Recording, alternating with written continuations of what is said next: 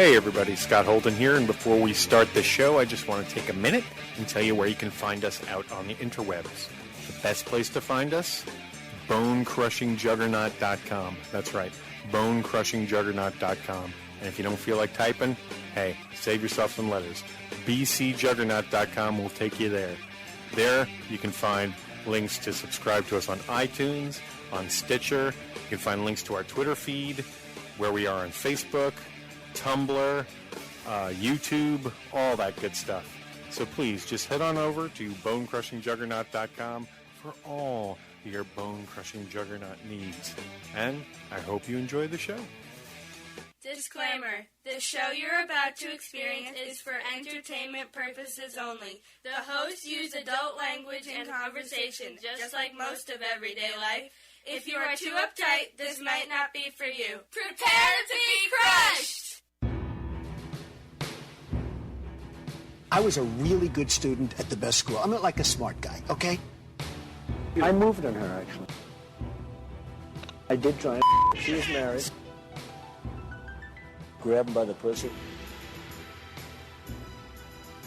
Well, he does have an 82% approval rating, according to the different pollsters, who, by the way, some of them are based right here. Look. He's also a guy who annexed Crimea, invaded Ukraine, supports Assad in Syria, supports Iran, is trying to undermine our influence in key regions of the world, and according to our intelligence community, probably is the main suspect for the hacking of the DNC computers. Well, nobody knows that for a fact, but you want me to start naming some of the things that President Obama does? But do you want to be complimented by that former KGB officer? Well, I think when he calls me brilliant, I'll take the compliment, okay?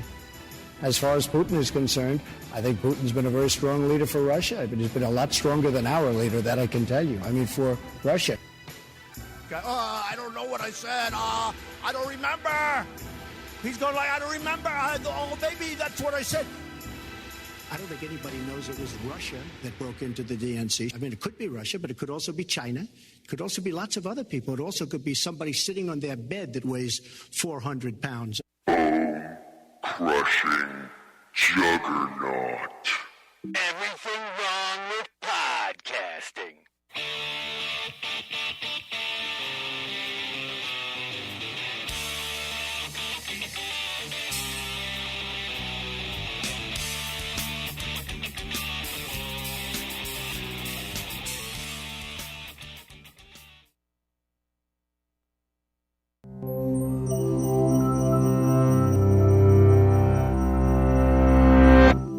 If you've watched the news or followed politics, chances are you've heard the term Orwellian thrown around in one context or another.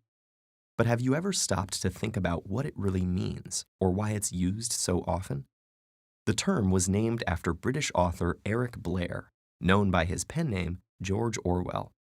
Because his most famous work, the novel 1984, depicts an oppressive society under a totalitarian government, Orwellian is often used simply to mean authoritarian. But using the term in this way not only fails to fully convey Orwell's message, it actually risks doing precisely what he tried to warn against. Orwell was indeed opposed to all forms of tyranny, spending much of his life fighting against anti-democratic forces of both the left wing and the right. But he was also deeply concerned with how such ideologies proliferate. And one of his most profound insights was the importance that language plays in shaping our thoughts and opinions. The government of 1984's Oceania controls its people's actions and speech in some ways that are obvious. Their every move and word is watched and heard.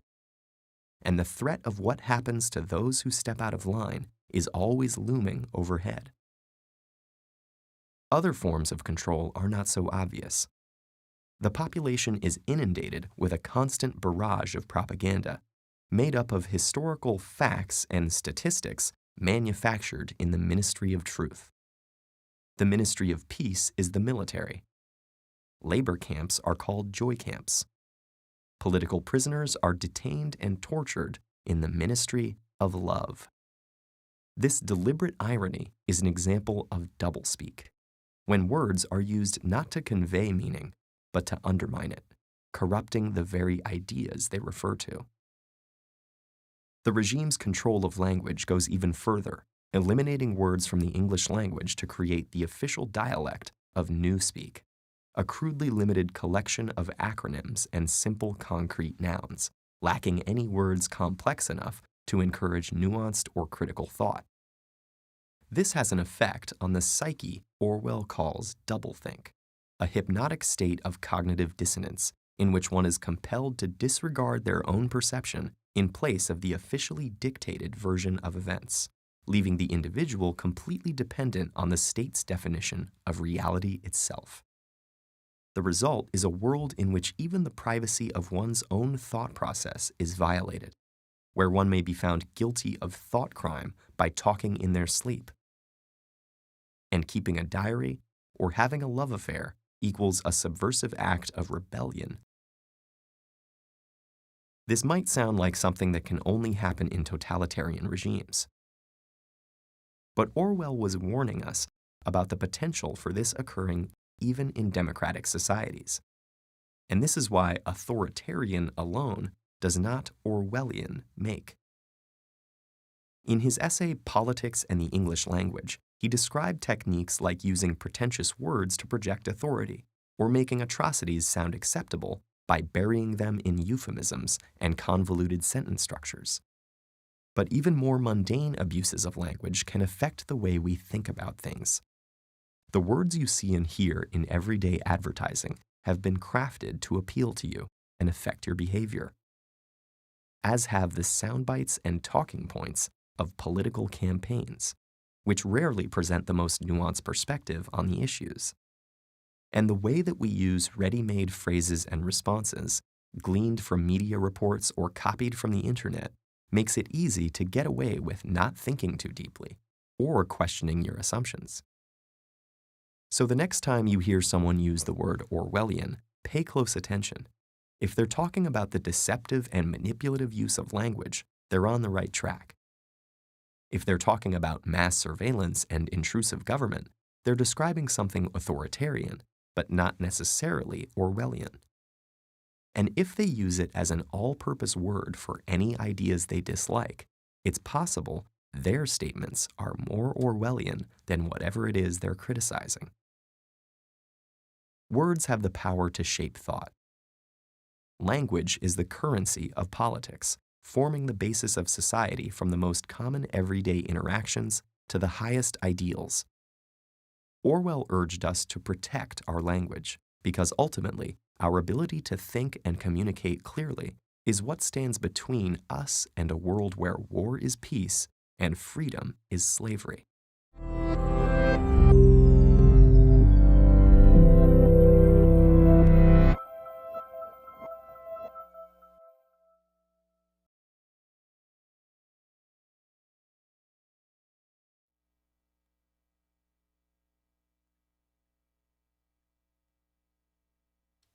Hey, everybody.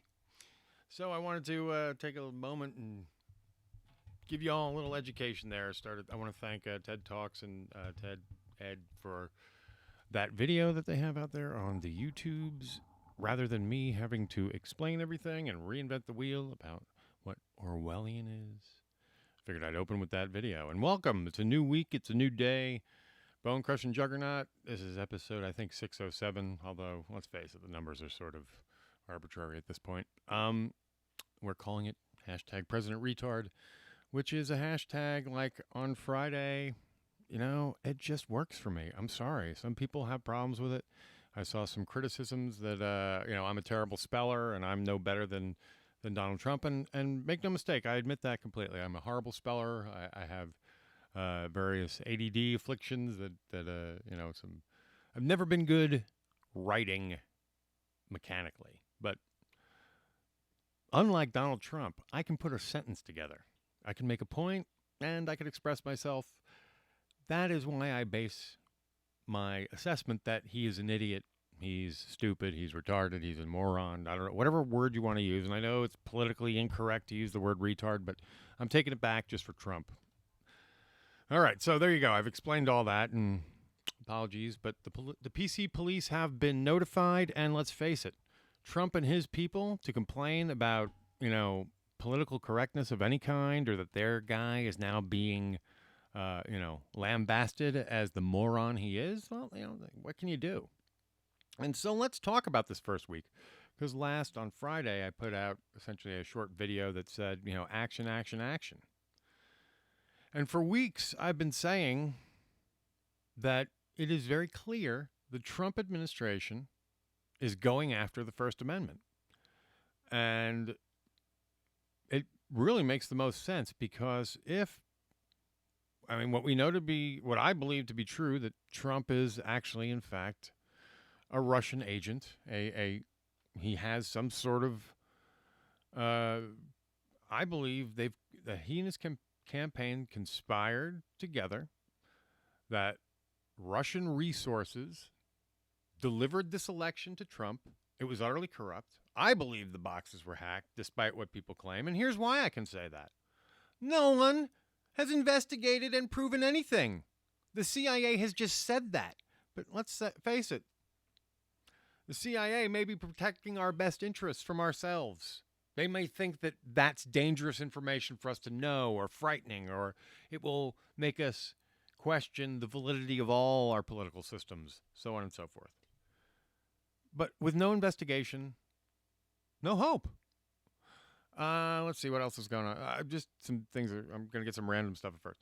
We're going to talk a lot about Orwellian tactics today. So on Friday, President Retard was sworn in, and to a low crowd. Now, why crowd size? Well, actually, you know what? Everyone keeps wondering why crowd size matters in this particular case. In this case, it does, because essentially the public is trying to prove to the Donald Trump campaign and the media that they don't have a fucking mandate. There's no mandate here. The majority of Americans are against this man. Isn't it weird that the inside straight Donald Trump needed was what came up? Doesn't that suggest something weird? Especially after, all these millions and millions of people just swarmed, from city to city, country to country, organizing pro-woman and against Trump. I mean, let's face it, there were two fundamental, it was really, and I know I've seen people online, like women online are saying, this is not an anti-Trump rally. That was an anti-Trump rally. Maybe it wasn't to her, but it was to others. Some disturbing things. All right, so we had Inauguration Day. It went late. It was pretty much the speech. The speech started. I didn't pull Trump's speech today. We can do that tomorrow. We can do that as part 2. Maybe it'll be old news by then. Who knows? Things are changing so fast. But so he gave a speech. It was a disturbing speech. It started Orwellian there. And I was already like, day one? Day one? Are they going to prove me right that they're going after the First Amendment? And he did. He went after the media. But that was just the beginning. The speech that he gave, as his inauguration speech, was bad enough. But then when he went over to the CIA building,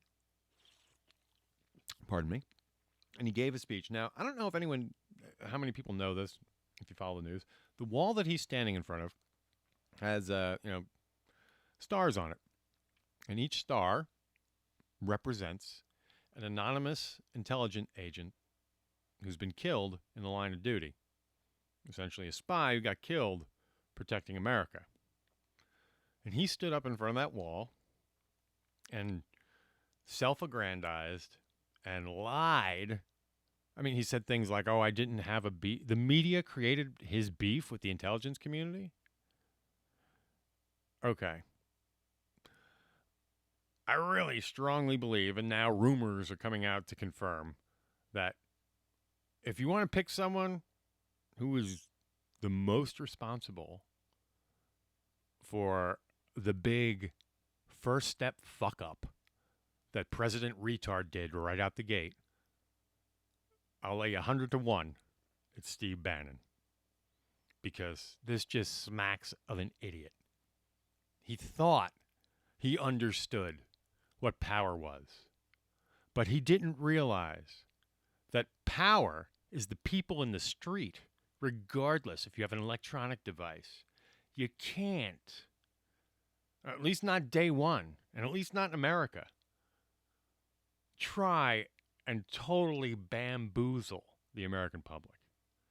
All right. So he comes out and he lies. Now, also, again, this is why I go back to President Retard. The fact that this guy has no judgment to understand that what he was doing is not in his best political interest. He should be trying to win over those people out marching.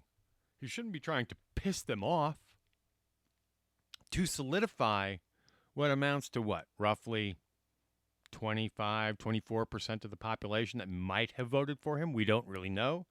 Because anytime anyone cites this election, they are citing a flawed election. I hate what so much of the media does. They want it both ways.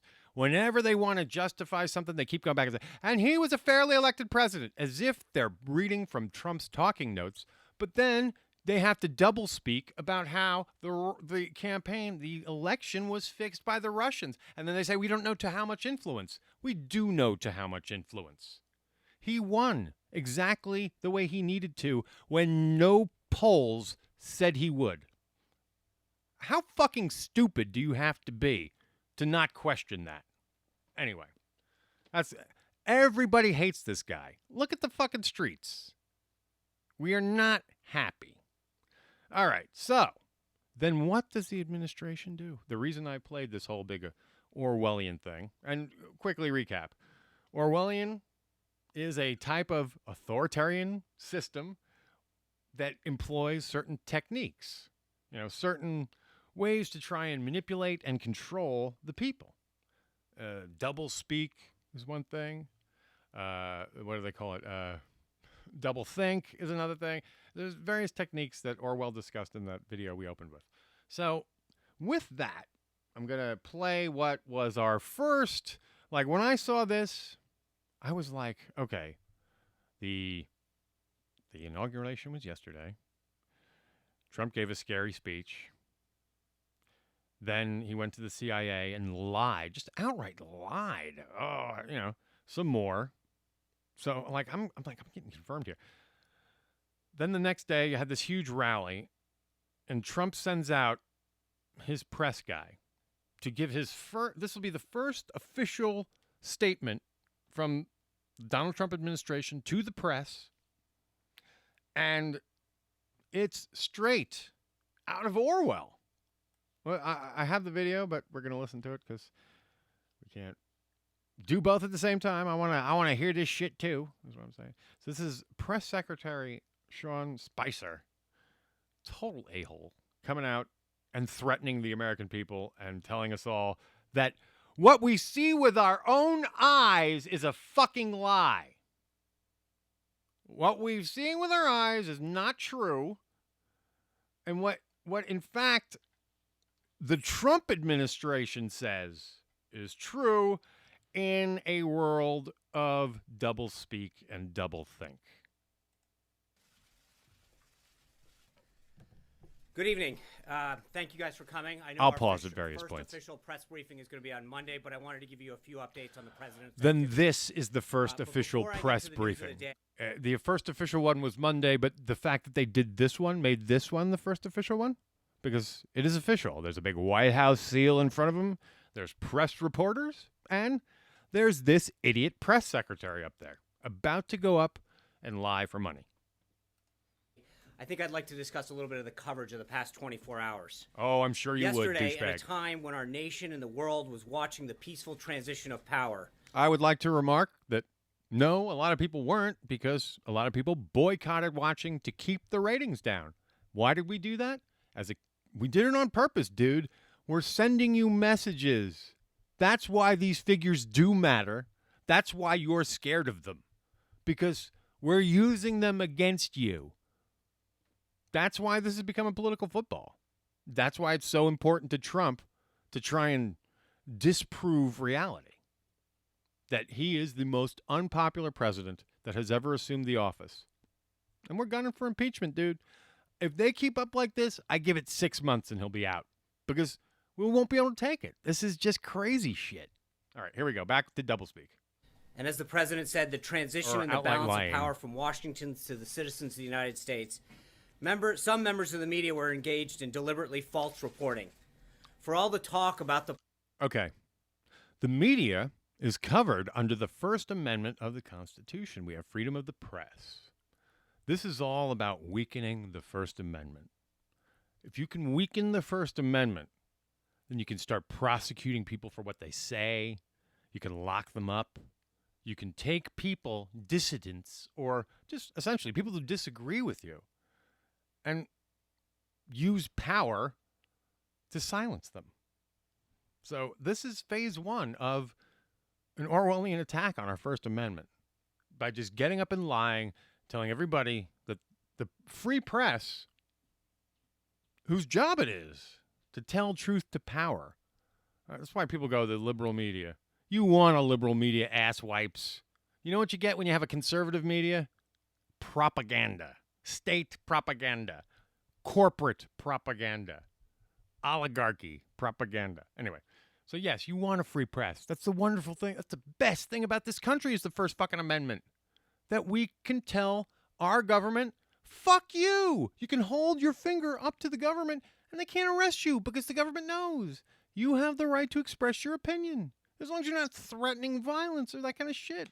Obviously, there are things that aren't protected under the First Amendment. But for the most part, criticizing the government is not a crime. All right, so to go on. Proper use of Twitter, 2 instances yesterday stand out. One was a particularly egregious example in which a reporter falsely tweeted out that the bust of Martin Luther King Jr. had been removed from the Oval Office. After it was pointed out that this was just plain wrong, the reporter casually reported and tweeted out and tried to claim that a Secret Service agent must have just been standing in front of it. This was irresponsible and reckless. How is that irresponsible and photographs reckless? Photographs of the inaugural proceedings were intentionally framed in a way in one particular tweet. All right. First of all, let's also listen to the authoritative and angry, hostile nature with which he was scolding everyone. You know what? The Trump administration is going to learn that somehow the media is going to end up being Americans' champions. And they're going to look, the Trump administration is going to make Congress and the American media look amazing. Amazing. Because these guys, yeah. All right. So Steve Bannon is orchestrating the beginning of the authoritarian Orwellian takeover. Use the presidency like your dick, man. To minimize the enormous support that had gathered on the National Mall. Yes. This was the first retarded, time sweetened in our nation's picture. history that floor coverings have been used to protect the grass in the mall. Yes, and and they were highlighting any areas where people were not standing. While in years, wow, he just said the fact right there. They had the effect of highlighting the areas where well, first of all, Obama's fucking numbers kicked his ass, and many people didn't go to this inauguration because we don't like him. We're taking a stand against him. Okay? He didn't win the election. Russia did. So we're not happy. Stop selling us this shit. All right, go on. The grass eliminated this visual. This was also the first time that fencing and magnetometers up is down, went black as far is back white. on the wall. I'm right. You're wrong. Fuck your lying eyes. I got it all. As quickly as they had in inaugurations past. You people are stupid. We know that your lying eyes tell you we did not have as many people there as Obama, but your lying eyes are wrong. Accurate numbers involving crowd size were also tweeted. No one had numbers because the National Park... We didn't need numbers. We had photos. Moron. Service, which controls the National Mall, does not put any out. Because we won't let them. By the way, this applies to any attempts to try to count the number of protesters today in the same fashion. Oh my God. Okay, here we go. This is the first mention of all these thousands and thousands and thousands of women that came out all over the country and the world that made his inauguration look like a fucking soiree held in my living room. Okay? That's what they're worried about. He is not legitimate. Everybody can see it. That's what they're worried about. Here comes impeachment, baby. Let's go on. We do know a few things, so let's go through the facts. We know that from the platform where the president was sworn in to 4th Street holds about 250,000 people. From 4th Street to the media tent is about another 220,000. I believe he's referring to all of the empty bleachers that were shown that no one was in, and they came up with this cock and bull story about we had a lunch at the Capitol and couldn't get the people who were at the Capitol to the bleachers? Does this sound plausible? Their lies suck. They really think the American people are morons.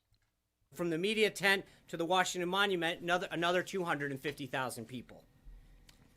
I'm just pulling these figures up. The president took the oath of office. Even though no one counted anything, I'm able to produce numbers. We said that they can't count anything. We know that 420,000 people used the D.C. Metro public transit yesterday, which actually compares to 317,000 that used it for President Obama's last inaugural. What a fucking huge lie. More lies.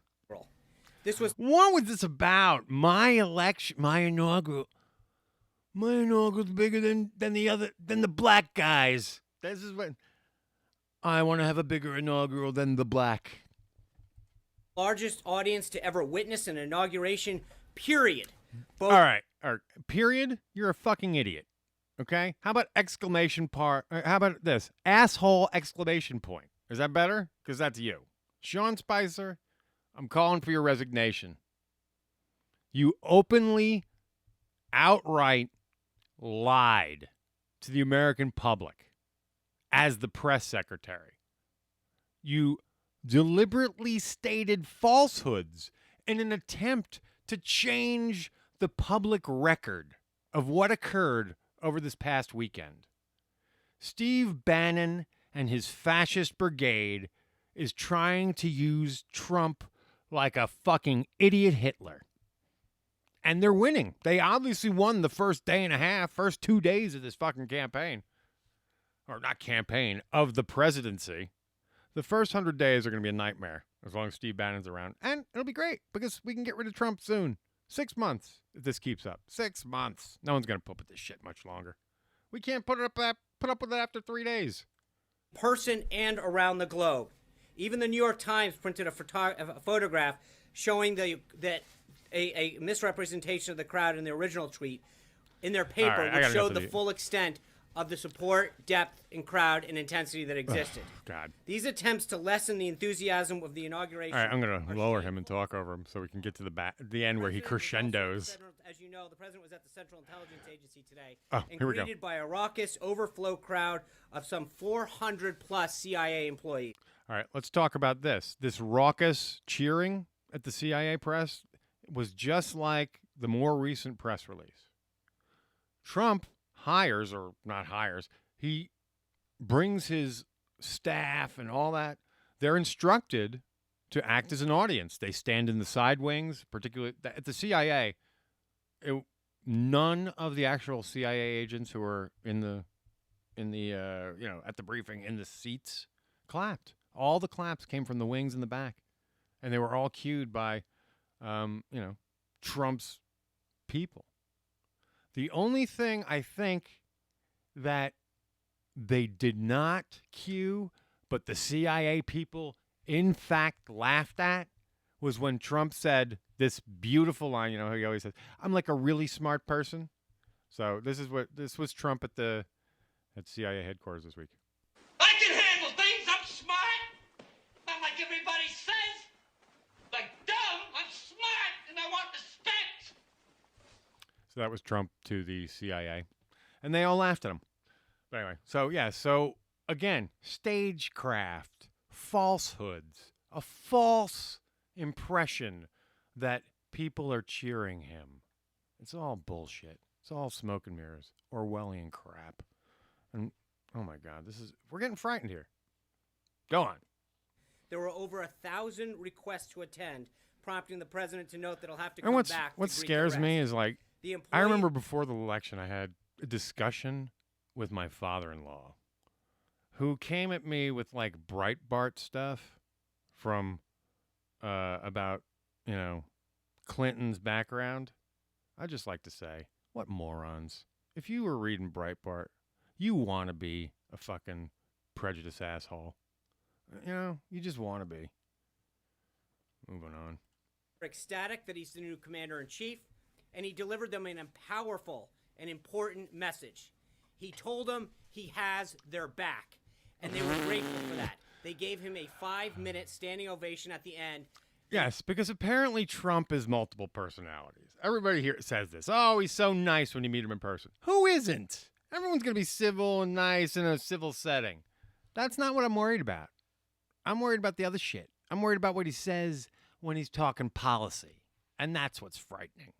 This guy is an idiot, and he's playing a role, and the people who are working him are Putin and all these motherfuckers and Bannon. How funny is that? Steve Bannon and Vladimir Putin are allies because they're both fascists. Display of their patriotism and their enthusiasm for his presidency. I'd also note that it's a shame that the CIA didn't have a CIA director to be with him today when he visited. Authoritarian, because sorry. The Democrats have chosen, Senate Democrats are stalling the nomination of Mike Pompeo and playing politics with national security. That's also a That's lie what you guys should and be bullshit. writing and covering. No, what we should be That writing this, is instead that of this sowing administration division about tweets is an and Orwellian false narrative. fearmonger. The president is committed to unifying our country. All right, enough of your and that was the fucking focus stupid of his shit, you moron. Asshole. All right, so Sean Spicer, resign. I'm calling for your head. I would like to say to my senators and congressmen, we're fucking more. Oh, I've already been tweeting all that shit. So do the same. Alert your your one congressman and your 2 senators that first you want them to vote no on Jeff Sessions, although you only need to tell your senators that. Today, get out a tweet, get out an email, make a phone call. It's fucking so easy, too. And making it easy, folks. Just say no on Jeff Sessions. He's a racist fuck, and I don't trust him. He'll destroy our civil liberties. Also, all right, so here's the thing. Now, the news is trying to say that the Trump organization somehow learned from itself on Sunday and tried to, pivot. Here's the funny thing. The tweet that came out from Trump wasn't written by him. It didn't come from his account. It was way too intelligent and well thought out. That's another way you can tell. Trump is a moron. He can't do that. So he had someone else write it. They're trying to pivot because they realized they're just sinking like stones. They're sinking like stones. They're in trouble. They're in a lot of trouble. So they're trying to win back the cycle. But if you're trying to do that, then why? Maybe this was recorded Saturday night and I only saw it Sunday, but Meet the Press is typically a Sunday show. So amongst all of that, then Kellyanne Conway, who is just like a succubus of evil, like this woman has no soul because she can just go out and lie on command. Now, this is doublethink and doublespeak. All she's doing is playing contrary. So when she says something, when you present something, then I'll take that and make that the problem and turn it on you. Essentially, it's just to create doubt. That's what they want to do. They want to create doubt. That's what all these tactics are to do. If they can create doubt, then they'll get you to either, agree with them or just get so confused that you don't give a shit anymore. It's just to wear you down. So we can't let them win this shit. So here's Kellyanne. Here's the other thing. Kellyanne Conway is not good at it because she's just like a sore winner, like real snide. There's words I could use that are associated with female that many people do, but I feel, in her case, they all fit. But I don't want, because she's a woman, I don't want to fucking tar her with that brush. So, backpedal that was. But you know the words, folks. You know it. Because she acts like it. Here's what I don't want to be like that, but if the fucking shoe fits, wear it, bitch. Sorry. Came out. Probably everyone down was like, my ears. So let's play Kellyanne Conway on her latest pack of lies. And yes, the names are justified by the performance of just, she's just horrible. She just seems like a horrible person. Kellyanne Conway. Ms. Conway, welcome to the White House North Lawn, which will become a familiar place for you, I think. She's not wearing this stupid outfit for the anymore. next few years. So it must be Sunday. Let me begin with this question. The presidency is about choices. So I'm curious why President Trump chose yesterday to send out his press secretary to essentially litigate a provable falsehood when it comes to a small and petty thing like inaugural crowd size. I guess my question to you is, why do that? Chuck, the president did many things yesterday and the day before that are very meaningful to America. He signed executive orders to stop. Now, I want to tell you one thing. It is clear to me that this woman has been coached, remember, because she was just a pollster. But it's clear in the last couple weeks, she's been coached by Steve Bannon and all the other kind of Breitbarts in the technique of newspeak and doublespeak and doublethink, because she employs all of them. Obviously, though. And the problem with her is her tone is so disingenuous that she can't pull it off. She's so fucking transparent. You can see through her better than a dilated pupil. Obamacare and all of its problems. Millions of people have lost their insurance, their doctors, their plans. So that stops. Yes, we've lost our plans because you're about to take them away, you stupid fuck. Do you think we're so dumb? Oh. Now he's going to replace it with something much more free market and patient-centric in nature. Okay. Nobody wants something more free market, or nobody wants something free market. We don't want free market, and we don't want health savings accounts. We want health care like England and Canada and France, where we don't have to fucking worry. And let me tell you something. This is the reason why right-wingers do not want you to have access to health care that isn't A, associated to your job, or B, you have to pay through the nose for. Because if you have the insurance of a healthcare system that doesn't go away regardless what job you work, it's a lot easier to unionize. Get it? That's the worry. If you have free healthcare, you're a lot less motivated to show up at those shit jobs. And you're a lot more motivated to unionize and take from these fuckers. So that's why they don't want you to have free health care. Just so you know. That's always been the underlying reason. They don't tell you that because if they did, then you'd know. On this matter of crowd size, for me, I think the most quantifiable points of interest for Americans should be what just happened a few months ago that brought him here, the 31 of 50 states he won, the 2,600 counties, Okay. Anytime we get into these discussions and they start listing the election, all of these stats, as far as I'm concerned, and most Americans are concerned, are questionable. They could have been very well hacked by Russian actors. Do you understand this? So to quote the election, and here's the other thing. They didn't get a mandate. More people voted for fucking Hillary Clinton. The Russians hacked the Electoral College, and that's how Trump won. And until someone proves me wrong, that's the story. So anytime someone says to me, and then someone says, "Look, it's been said that they didn't, that the Russians didn't hack," it's very simple. Prove that. Prove that. Just you saying it doesn't make it so, because all of the evidence suggests they did. Those are facts, circumstantial facts. For instance, every poll was wrong the day before. And magically, the election outcome was what he needed to win. Nothing suspicious there. All the polling was wrong.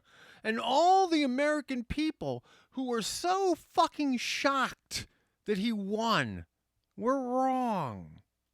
That is so suspicious in and of itself. Everything about his election is suspicious. Once you pick the little pieces apart, everything, Paul Manafort conspiring with Russians, right there, that's your first link. This campaign conspired with Russia to throw our election. That's treason. That's illegal. It's like Watergate. We're getting this guy. 6 months, President Retard's gone. You watch. The emolument stuff's already coming forward. The first lawsuit. It won't be the last. You know who will bring a lawsuit against him? Hilton. Other hotel manufacturers are going to be like, why does he get all the business? Oh, that's right, because he's president and they want to buy influence. It's that simple. 100 counties that went for President Obama that now went to President Trump. And the fact that 29, 30 million women voted for Donald Trump for president, they should be respected. Somebody should cover their voices as well. Again, if we don't know that the election results were accurate, you can't quote election results as being in favor of you, especially when the overwhelming election numbers that we do know are that millions of people didn't vote for you or your party. I'm about things that are quantifiable and important. I don't think that... She's about things that are quantifiable. Remember that. Quantifiable? So things that can be given quantity? I don't know. I don't think ultimately presidents are judged by crowd sizes at their inauguration. I agree. Why is it an issue? Why did you make crowd size an issue? I know why you did. Because you were afraid the crowd size would be an issue because everyone's going to go, look, Obama liked him more, least popular president ever. The numbers suggest it, and that's why you're worried. I think they're judged by their accomplishments. And also because President Trump is an egomaniac with an inferiority complex. And we know that President Obama and his accomplishments, there's a lot of unfinished business there. And on this matter of crowd size, I think it is a symbol for the unfair and incomplete treatment that this president often receives. I'm very heartened to see Nielsen just came out with the ratings. 31 million people watch. I love this. Oh, poor us. We're all victims of the press. Ooh. Wah. Oh, wait. Where's my thing? I need it. Where are you? Oh, I don't have it. I really got to get my shit together. I say it each week, but I don't. Now I'm going to. All right, so back to Kellyanne Conway. I was going to play a crybaby sound, but I don't have it all set up, so. Inauguration, President Obama had 20.5 million watching his second inauguration. This is all horseshit. 4 short years ago. So we know. For all of America I'm jumping at a little times. bit. He speaks for all of the country at times. Why put him out there for the very first time in front of that podium to utter a provable falsehood? It's a small thing, but the first time he confronts the public, it's a falsehood? Watch what she does. Chuck, I mean, if we're going to keep referring to our press secretary in those types of terms, I think She that we're makes it- going to have to rethink our relationship here. I want to have a great... We're going to have to rethink our relationship here? Who the fuck does this cunt think she is? Really? And I'm sorry, but she's a cunt. She acts like a cunt. You know, when you're a sore winner, everybody knows it. You're a cunt. So the British call you. You're a cunt. This is a cunt. I use it in the British term. Total fucking ass. Ew. Open relationship with our press. And it's just like... But look what... And it's not just me. It's like women, men. You see in a room, once she gets like this, everyone starts to, their face goes like, ew, she's a bitch. Ew, we hate her. She thinks she's so special, but she's a cunt. She's lying right to us. Good. She's like a succubus from hell. Ugh. And what was she? She's a pollster who's had a few lessons with Steve Bannon. The day before, talking about now falsehoods. she's smart. We allowed I'm smart. the press spray to come into the Oval Office and witness President Trump signing executive orders, and of course, you know. And we could talk about that executive order because it is perfectly Trumpian. And we're talking about the Affordable Care Act. presidential order? Everyone who's looked at it has no idea what it even fucking means. It doesn't mean anything. Some people say it actually strengthens the Health Care Act. Other people say so. Just like when Trump gives a speech, you don't know where he stands on anything. He signs an executive order, and it doesn't do anything. Amazing. Notice this. Always notice this. Trump has a real problem with accountability. If he takes a position that's concrete,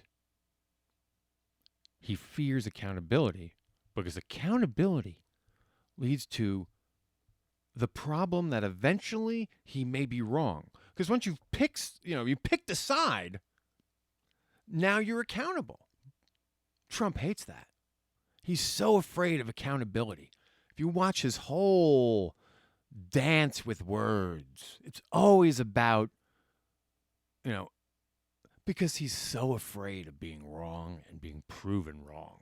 His dad must have fucking really worked his fucking mind. His dad was probably one of those assholes who's always right, and Trump was always wrong. And now Trump is out to prove to the world that he's right. Out to prove to his daddy that he's right by never admitting that he's wrong, which doesn't make you right. Just makes you an asshole. Anyway, speaking of asshole, back to Kellyanne Conway. And had just confirmed General Mattis and General Kelly to their two posts, and we allow the press in, and what happens almost immediately? A falsehood is told about removing the bust of Martin Luther King Jr. from... No, a falsehood is told by you. That was a mistake by a reporter. I have a feeling the bust was removed, and then they probably put it back, but who knows, Regardless, Bustgate is not really that big a deal as compared to all the fucking lies and vitriol this succubus-like bitch spews out. Office. That's just flat out double false. speak, double think. Was corrected immediately. And let's face it, Chuck Todd is a respectable so centrist reporter. Negative. That it's okay. No, excuse me. Oh, no. That reporter was writing on behalf of the press. We're going to punish the media because we have authority and don't understand how the system works. And it does not excuse, and you did not answer the question. I did answer your question. No, you did not. You did not answer the question of why the president asked the White House press secretary. I don't know where that music coming from. Come out in front of I think it's from my copier. For the first time and utter a falsehood. Why did he do that? It undermines the credibility of the entire White House press office on day one. I think it's the people. Don't be so overly dramatic about it, Chuck. It's the people who are recording it's a it. falsehood, and they're giving Sean Spicer, our press secretary, gave alternative facts today. But the point remains. Wait a minute. Alternative facts? Alternative facts, 4 of the 5 facts he uttered. The one thing he got right was Zeke Miller. 4 of the 5 facts he uttered were just not true. Look, alternative facts are not facts. They're falsehoods. And we're going to stop it there because then she was fucking cornered. She was made to look like an ass. She was called out. And then the next, 20 minutes or whatever the fuck of the interview, 10 minutes, is her double speaking and vitriol and I'm going to essentially we're going to punish the media because you question us. This is an authoritarian and Orwellian style attack on the media. Let's go back. I'm just going to jump in properly. But he went to the CIA because lies have been told about his relationship and his respect for the intelligence community. There's no lies been told. He's told them. See, this is, don't believe your lying eyes. Don't believe your ears. We're changing the narrative. Fuck you. What we say goes. Fuck you. Fuck your facts. We're inventing a new reality. That's Orwellian. We're going to impeach you. This is Bone Crushing Juggernaut, and we will catch you next time. Bone Crushing Juggernaut.